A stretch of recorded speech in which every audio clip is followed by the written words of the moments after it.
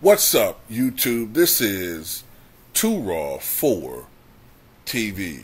Alright, so almost forgot to do a video about this. Alright, shout out to a real one for reminding me to do a video on this yesterday. Someone just reminded me. So the other day, D'Angelo Russell shot 2-11 from the floor. I think he was like 0-6 from three-point range. I know he played like shit. And when the media talked to him, he seemed frustrated and said, basically threw the Lakers on the bus, saying that, I'm a basketball player. I'm not really playing the point. Blah, blah, blah, blah, blah. Basically it sounded to me like he was trying to blame the Lakers for not letting him play the traditional point guard position, right? And I don't want to hear that shit. I don't want to hear none of that shit, okay? I don't want to hear none of that shit. Because what was one of the first things, and I hate to keep always going to him, but I keep doing it because I have to do it to make my point. When Russell Westbrook was traded to the Lakers, one of the first things I said on here, I don't understand this trade, because when you go to a team with LeBron James, you're not going to be a true point guard. You're not going to be able to play that role. More than not, you're going to more than likely be a spot-up shooter. Okay? Now, as LeBron has gotten older, he doesn't handle the ball nearly as much as he once did. So there are times when D'Angelo Russell is playing the point, has the ball in his hands, but it's not all the time.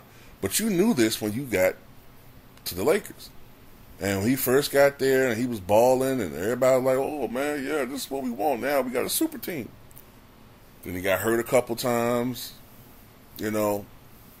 Now, you know what I'm saying? He looks, he ain't been playing well. But a lot of it has to do with the fact, and I keep trying to stress this to people, the third dude, not always, but the third guy out there tends to struggle playing with LeBron James. It happens. Not all the time, but a lot of times the third dude, he just tends to struggle playing with LeBron. I mean, how many times have you heard me and other people say this? AD's going to play well, but the third guy playing with LeBron and AD, he struggles a little bit. You know what I'm saying? Now, the last 17 games of the season, actually, he played very well, D'Angelo Russell. Although in some of these games, if I'm not mistaken, I think a few of those games LeBron didn't play. But just checking some stuff out here.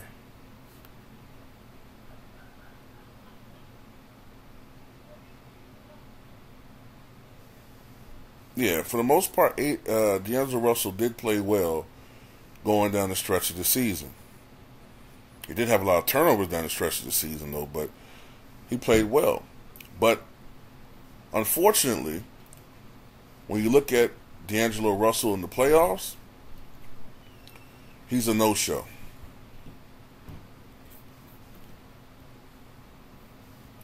He's a no-show. 2018-19, when he was with the Brooklyn Nets, in 5 games, he shot 36% from the floor, 32% from 3. Last year with Minnesota, 33% from the floor, did shoot 39% from 3. 12 points per game only. This year, only 12 points per game so far. 32% shooting from the floor. 29% from 3. 12 points a game. So, in the playoffs for his career, 34.5% from the floor. Only 34% from 3. You know, at the end of the day, it seems like when it really matters, D'Angelo Russell struggles in the playoffs. I mean, shit. Russ is actually shooting better than this. Russ has been more productive for the Clippers than D'Angelo Russell, his replacement, has been for the Lakers. And he's feeling that pressure, so he's coming up with excuses. They're not letting me play my position. Nah, man. That's what you're gonna do. That's what you do. Okay? I've never liked D'Angelo Russell's game. There's some playmaking, but he's more of a score-first point guard. And score-first point guards, historically, have struggled playing with LeBron. Now, he's gone against that tide. The first 20 games or so, he's actually been playing well. But I think the law of averages is always going to catch up with these dudes. Now, he's a one-on-one player, and he's going to have some good games. But at the same time, the last few games, LeBron has been sort of on cruise control. He hasn't really been forcing it. You know what I'm saying? Like he was the first half of the season when he was going for the scoring title. But any situation when LeBron is taking 20 or more shots and he's dominating the basketball and the only other guy that's going to be eating is AD, those are the games when D'Angelo Russell is going to be really pissed off, because if LeBron's dominating the basketball and AD's the only other guy getting any shots, if you're a score-first point guard like Russell, and it's not your job to facilitate because you're not getting the ball, you're not handling the ball as much, I mean, what else can you do out there? So then you go long stretches without touching the basketball, long stretches, getting out, not in rhythm.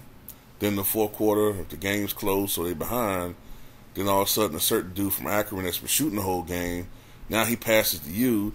You haven't touched the basketball in a meaningful way since the first half. Then you brick a three, then everybody's looking at you. Well, get ready for that, because that's what might be coming soon. You know what I mean? So anyway, I don't want to hear you crying. You're back where you wanted to be. So, deal with it.